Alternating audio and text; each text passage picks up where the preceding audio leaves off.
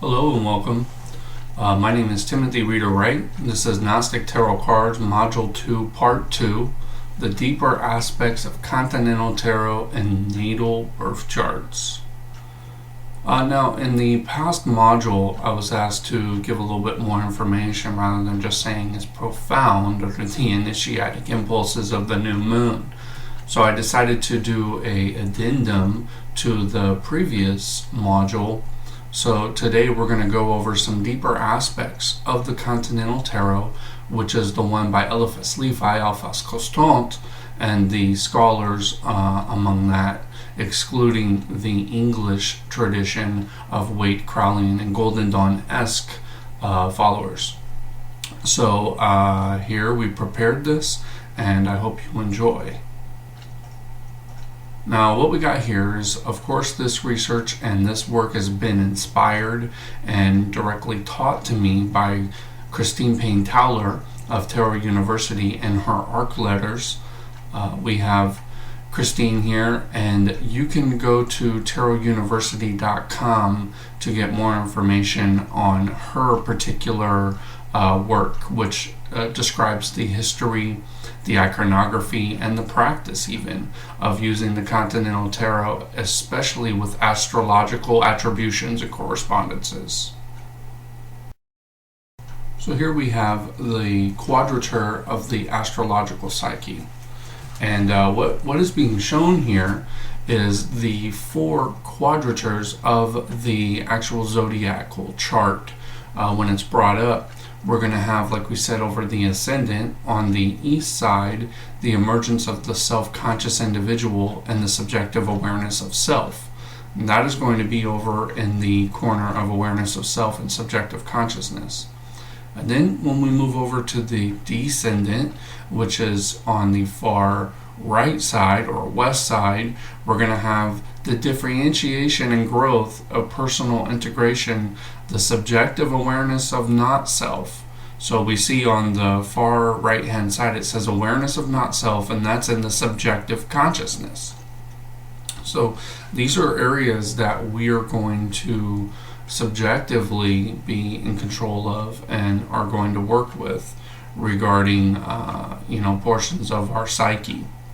In the upper right hand side, we're going to have the third, which is the objective awareness of the not self, the creative release of awareness of others. So we're going to have that objective consciousness and awareness of not self come in again. So that's going to be our midheaven. And then we have the objective awareness of self, the social integration, political power, spiritual identity. So it's important to realize that these sections of our psyche and our zodiacal chart are in fact there in the tarot. Now I'm going to pull from Bishop Stephan Heller of the Ecclesia Gnostica and the Gnosis Society, which you can go to gnosis.org. He is part of the independent bishop succession of apostolic succession, and in his book, The Fool's Pilgrimage, the Kabbalistic Meditations on Tarot, he shows a chart with the tarot suits, the functions, the elements, the alchemical function, and the court card. So I'm going to read this to you. For the pentacles, we have the sensation function of Jung's four-place division of the psyche. So the pentacles go to the sensation.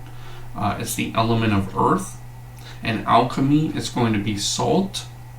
And the court card is the page. So in the pentacles page, we have the summing up of the sensation function. This is the way that the tarot can be applied to the self when it comes up on a spread. And we can see that with the zodiacal references and with this chart that I'm going to audibly give to you, but I would highly recommend you buy this book, we're going to see that there are correspondences regarding these particular cards. The next one is the entire suit of the cups, and that relates to the feeling function. It's the element of water, it's alchemical water, and its court card is Queen. Next we have the suit of swords.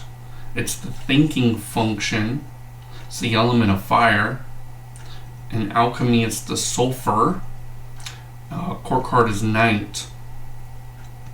In the tarot suit Wands, we have intuition, which is the element of air. It's our airy element. In alchemy, it's Mercury. And in the court card, it's King. So it's important to realize that we have these correspondences throughout the tarot. Whenever we pull these suits, we're actually looking at a version of the individual psyche and persona of Carl Jung's typologies.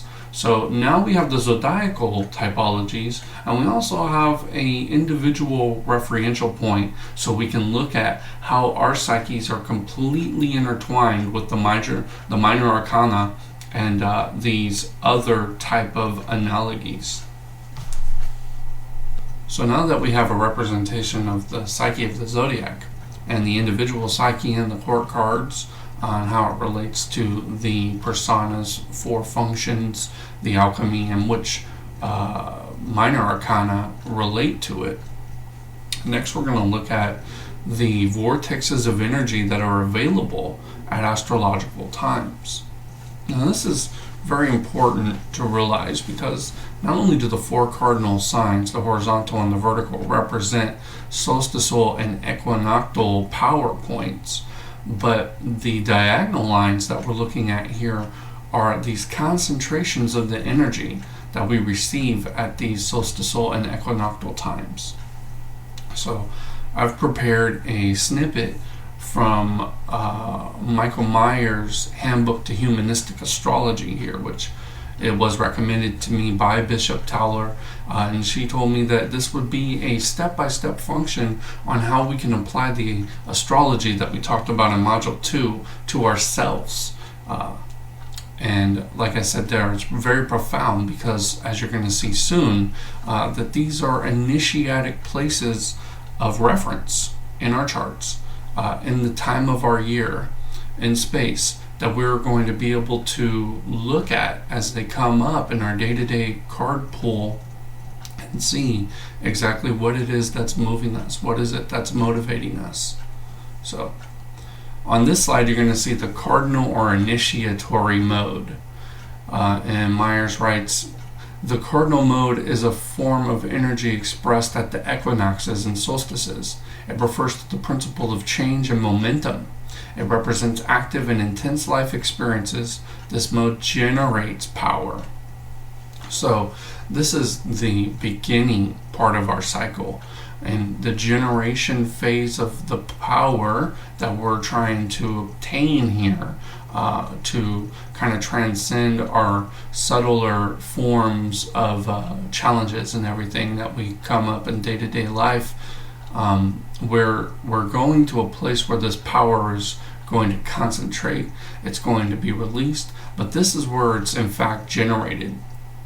So next we're going to see at those portals that Myers says this is the fixed or focal mode.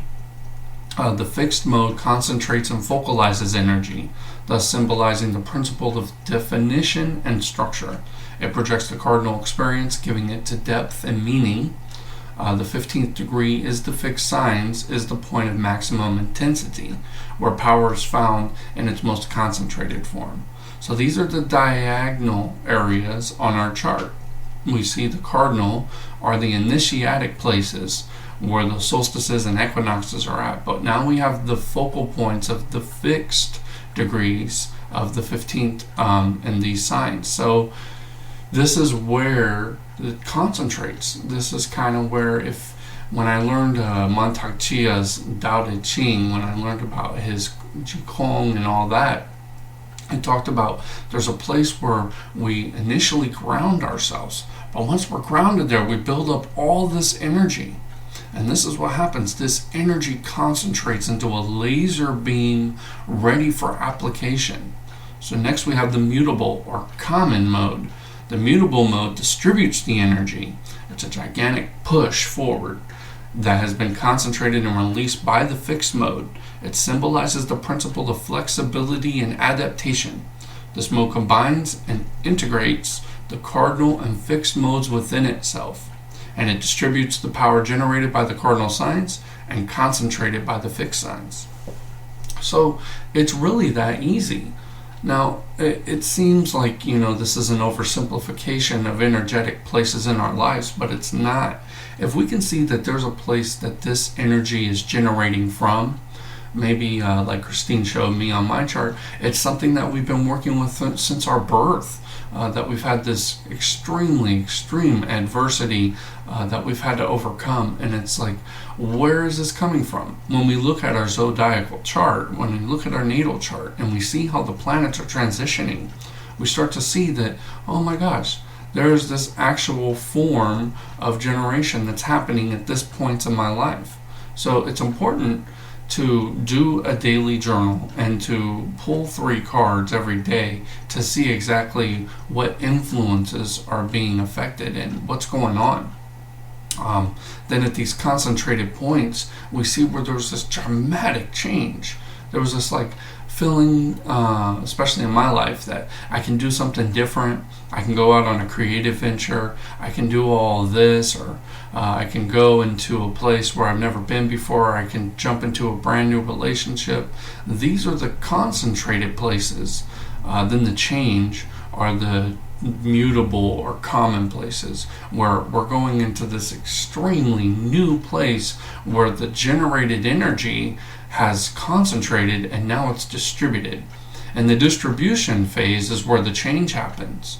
That's why a lot of times when you're listening to the law of attraction stuff, they say that you first have to generate the desire, and then you have to concentrate your mind on what you want, and then bam, like a genie, they say, that it comes out, and it doesn't know where it comes from. But this is much, much deeper than the power of attraction, because these are the laws of the cosmos that are working, regardless as if we're noticing it or not. So this is something that I wanted to bring to attention, because this can talk about and explain some of the transitions that we go through and the up and down process of initiatic growth. So moving along, we have the 4 portals of the Continental Tarot. Now this is going to be Taurus, the bull, which represents the power released toward the formation of an individual being. Now, when we see individual being, it's like, what is this? It's just, in the macrocosm of our microcosmic life, it's when we were formed. This is where the power was released into the distribution at our actual ascendant, where we were formed. But what's more important is to see how, because that's already happened, is to see now how the formation of our individual thoughts are being formed.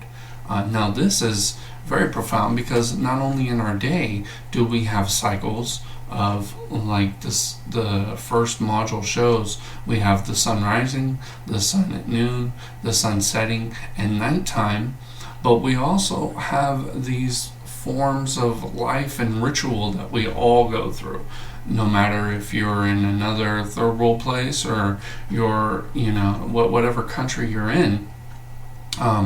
You could be in one of the more industrialized places, but we all have our particular rituals that we go through, our particular circumstances daily that are presented to us that we walk through and we experience. So the Taurus, the bull, represents this power being released toward formation. So now we have the next coming up, we have the Leo, which is the power being released by individual being. So these are the solstices. It's right after, these are the equinoxes. These are right after Aries, and then they're right after, right before Libra, where we experience these equinoctial powers. So going forward, we see that the lion symbolizes the power released by the individual being. Well, what is the individual being? So now that we've created these thought forms, we have these forms taking life. This is extremely important, because the tarot is showing us what has taken life and what is going to change and what has changed and what we're walking through. So we're seeing that something that was created has now has power, has the ability to live an autonomous life. And in Jung's psychology, he talks about having autonomous complexes that take on lives of their own, and they're somewhat these gods of mythology. In fact, Joseph Campbell said that the gods are no longer in some kind of mythological formation, they are in our psyches. So next we have the Scorpio, which can be called the gate of the eagle. This represents the power released toward the formation of the universal being. So what is this saying? This is saying that as we have individual thought forms, we also have universal thought forms. And some of the work I've done with Dr. Kaiser on wisdomseminars.org, he talks about Mar Yeshua as a teacher back in the first century or so. We can't really date it, but we can see that the teachings go back to the original Aramaic, in which when he said the Son of Man, he wasn't actually saying himself, of course. He was talking about the Bar Enosh. In Aramaic, that means this holistic kind of amalgamation of souls. And that this is exactly what we're talking about, that there is a collective being that is created at the time of Scorpio in our lives. So this is also another thing we can look at, that we've generated thought forms, we've concentrated them, they've taken on their own power, and now these thought forms have all gone into each other as an egregor and are working with other people's thought forms to create a massive universal being. So next in Aquarius, right after the solstice, we have the Aquarian angelic symbolization of the power released by the universal being. So we see we have a microcosmic and a macrocosmic as far as our thoughts are concerned, and we have this release that happens not only on an individual level, but those individual thoughts create a massive seed thought, and that thought takes on a form of itself.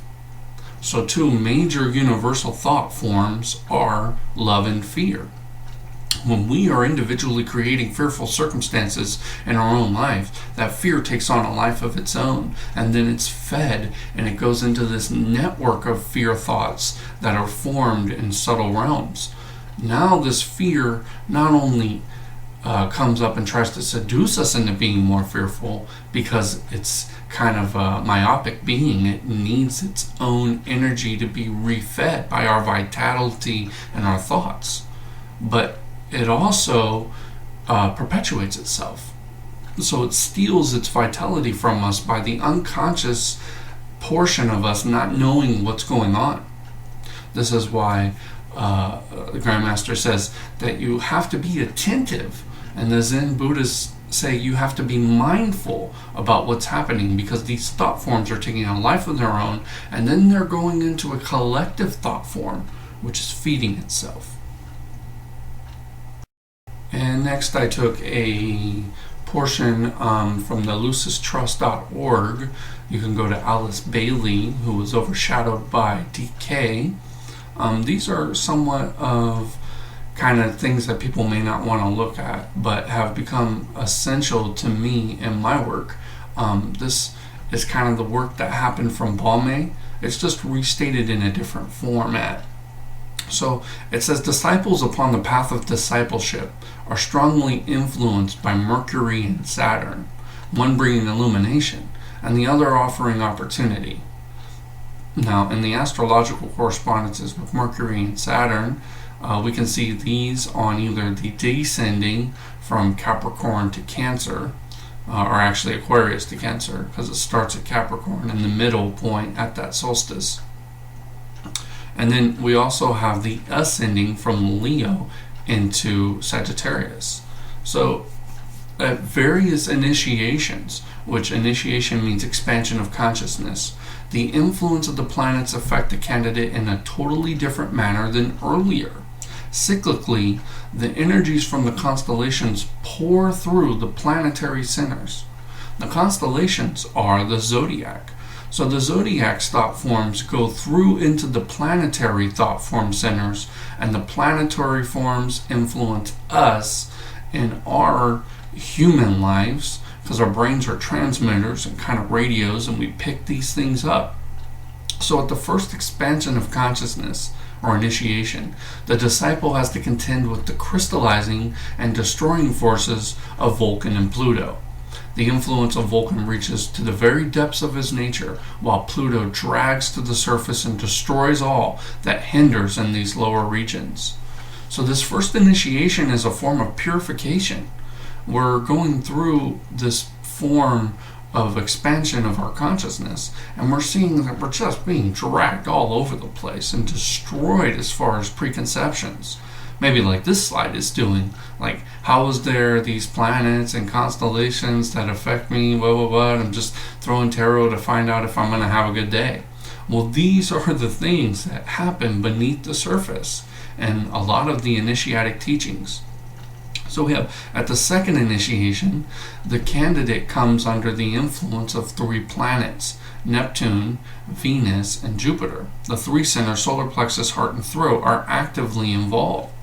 So as we were talking about in Module 2, we're seeing that this is right out on the web, by the way, for anybody that has the patience and meditative concentration to go through and read the works by Alice Bailey, overshadowed by Master DK. But it says that the solar plexus, heart, and throat are actively now involved. That no longer is there something underneath, but we're hitting it in our gut, we're getting it in our heart, and we're speaking it with our words. At the third initiation, the moon, veiling a hidden planet, and Mars bring about a fearful conflict. But at the end, the man is released from personality control. Now in Raja Yoga, which has been actually talked about by P.F. Case of the English tradition, but more appropriately has been worked by Moni Sadhu of the Continental Tarot. They talk about how we're removing ourselves from these sheaths of emotion, of action, of this crazy mental lower thought forms that have taken over, and we're going into a place where now we're in control of the personality rather than autonomously the personality controlling us. At the fourth initiation, Mercury and Saturn again bring about great changes and unique revelation, but their effect is very different to the earlier experience. Because see, now we're generating on a new cycle like we were talking about before. We've looked at these thought forms that are destroying us. We're now able to see where they're generating. We're able to see where they've concentrated. And we're coming up with a new thing with Mercury and Saturn. We're going into a new type of realm, a new experience. And so Mercury and Saturn interact a lot differently than they did before. And now there's a transformation that's taking place. At the fifth and final human initiation, Uranus and Jupiter appear to produce a beneficent organization of the totality of energies found in the initiate's equipment. When this reorganization is complete, the initiate can then escape off the wheel and then can truly live. The wheel, especially since this came from Master DK at Tibetan, is the samsaric wheel, is the wheel where these thought forms take on a life of their own and they ravage our lives, and we're stuck with these circumstances of trying to figure out what in the world happened here. Why did I act this way? Why did I say this? Why did we go through this? So the zodiac is very personal. It's not just about seeing what political event is going to happen. It's about seeing who we are that's affecting, generating, and concentrating on these events. All this time, the energy of the sun, veiling a sacred planet hitherto unknown, is steadily and persistently reaching the man via the solar angel, or the soul. So, we have a form of initiation that's already been made available to us. Now, a lot of this work is very, very, very difficult to understand. It kind of comes in piecemeal. lucistrust.org does kind of correspondence courses on this. So they have a way to help us with this. Also, you can go research Torquem Serdarian.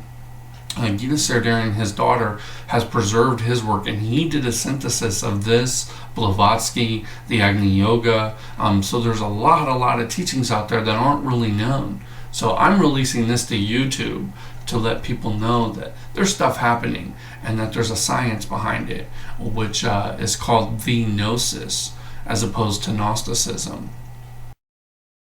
Okay, so next we have a diagram here that's showing macrocosm and the microcosm. And what I wanted to do was show that the tarot is actually a device to discern steps on the path of initiation. The tarot in itself has no power, because it's just some images. Those images have to be known. Just like if you go to a foreign website on Google that you don't know the language, and you look at the website, even though the words have power to the people that understand them, they don't mean diddly to the person that's not trained to read it. So this is what we're doing here, is we're training in initiatic ways how to read the tarot, how to read your zodiacal chart.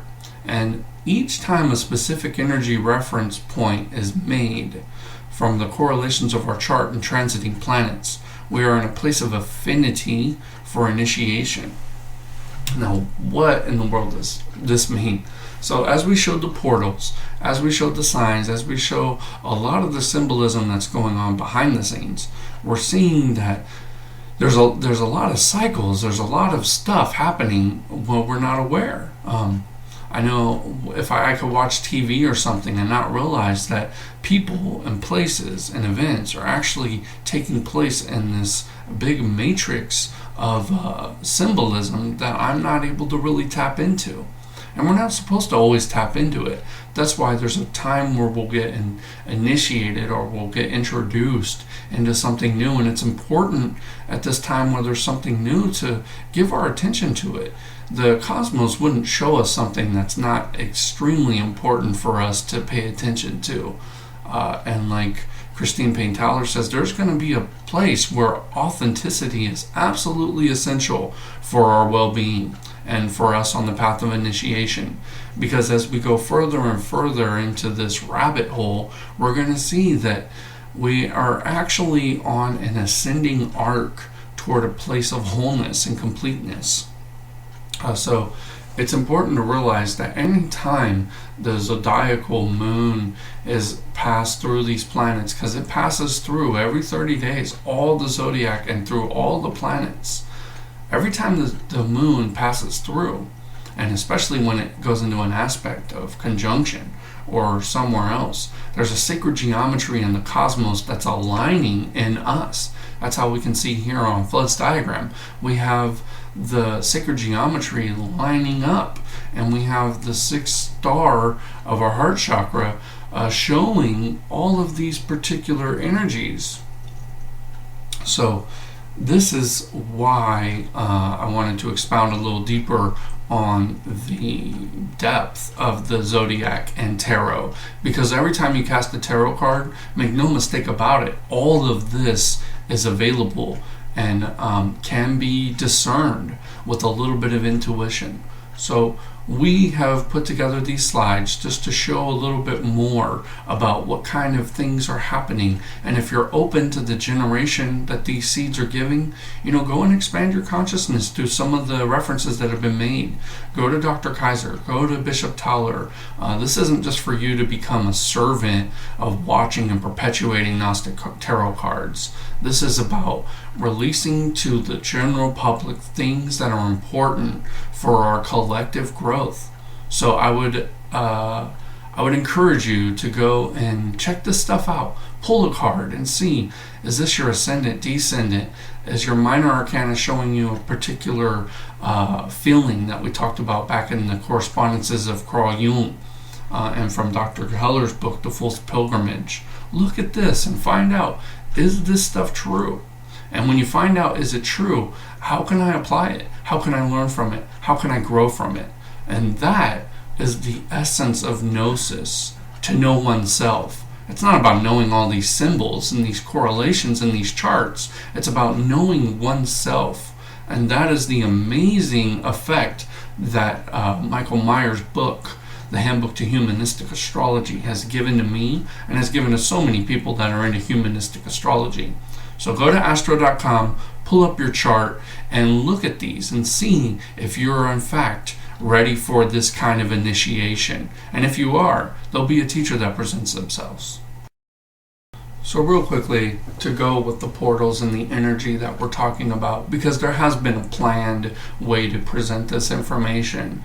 If you review it again, you'll see that it does in fact give a very concentrated form of what the zodiac is doing. It's an initiatic, energetic portal that we can look at and see where in our year we're in affinity to.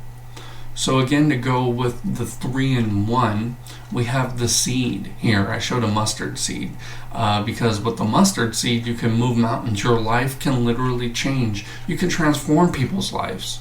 And then a lot of times we don't see what the effects are when we're doing this kind of work. Maybe you'll watch this video and the seed will be there, but it won't really do anything. Then all of a sudden, bam, you have a plant. So I wanted to show this formation because in nature, we're the same in our nature and the same in the cosmos. This is an all-inclusive form of our entire structure. Real easily here in the seed, we can see where our mind plants these seeds, where the seeds are stuck in our mind, and then all of a sudden we have this manifestation where we don't know what it came from. And sometimes it can be destructive, and sometimes it can be creative. And the purpose here is to use the tarot as a device for divination to find out where are the destructive energies and how can I encounter that dynamic change, and where can I sow some creative seeds here? Where can I get into the community and show some activization, be an activist over the things that I'm passionate about? And this is the place where we can use our zodiacal chart to find out where is the proper time, where is the universe most in affinity with me, and where am I going to align myself to be in affinity with it. So next we have the cyclic formula of the elements and modes. This is from Michael Myers' Handbook to Humanistic Astrology, and it's just showing that at the spring equinox there's a fire power that's generated by Aries. It's concentrated through Earth by Taurus, and then we have its distribution by air through Gemini. So we're going to go over the elements again, and the elements are not just these seasons. These are the 3 generation concentration and distribution. So if you want to pause the slide, you can at this time to go ahead and take a look and see where you're at and what's happening. I would recommend you review this over and over because a lot has been said here. Like I've said in a couple times before, there's a lot going on right now. So, pause the slide, go ahead and take a look at it and see if this is in fact something that relates to you. Now, I'm going to show the meaning of the elements here again from Michael Myers' Handbook to Humanistic Astrology. He says, the fire element in astrological symbolism represents the principle of animation, vitality, and action. It refers to experiences that are intense, emotional, and individual, the vernal equinox. So we can see with each one of these elements, it also gives the equinoctial and solstitial point of its power, basically, and its reference point. But we see that it says the earth element symbolizes stability, practical, mundane, and collective affairs of life. So we can not only see where the planet has picked up this energy, where it's at right now, but the planets distribute the elements as well. So all of these elements, not to use a pun, they're co-creating our energetic reality. So not to get too far off in the deep end, but it's important to realize that this is all interconnected. This is all working, and this is all available through a tarot reading. And once we know these correspondences, once we know what's being done and what's being said, and I would also recommend you go buy Christine Payne Towler's Holy Tarot Light, because the Tarot of the Holy Light is a really, really good deck. And it gives the astrological correspondences and the water, fire, air, and earth trines right on them. They're printed right on the cards. And it's highly initiatic and esoteric. because it was created by her and her partner, Michael Downs. So I would highly recommend you get this deck, buy her books, buy any kind of things you can that have been mentioned here, especially Wisdom of the Zodiac, which is available on Amazon by Torquem Sardarian of the TSG Foundation. That is extremely helpful during these times. I refer to it constantly in my zodiacal practice, because we're not just going to look at a chart and see what it was a long time ago and how it's affecting events ever since. We're looking at our chart as a blueprint, as a fingerprint of who we are. And now we're looking at these transitioning elements and these planets and how they move through the constellation, especially the sun and moon, because they go around a lot. So we're going to see exactly how it is that these energies affect us. So that concludes part 2 of module 2, deeper aspects of astrological symbolism in the Continental Tarot. I was happy you could come and view this on our YouTube channel, Gnostic Tarot Cards. Go ahead and subscribe, because you're going to hear more and more videos. This is an extension, an addendum module, so this will be available no matter when you come to the site. This isn't actually part of the module. This is an addendum to module 2. But Gnostic Tarot Cards can be found on worldwideweb.gnostictarotcards.com. You'll find a link there to our Blogspot blogger, or go to gnostictarotcards.blogspot.com. We're on Facebook, Gnostic Tarot Cards. Go to the Western Mystery Tradition group.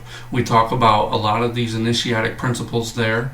Follow us on Twitter, because we do a 3-card pull every single day and post them right on Twitter. And then we have network blogs if you're into blog communities, and of course, like I said before, Blogger. So I've been happy to be able to present this to you. Once again, my name is Timothy Reader Wright, and hope to see you soon.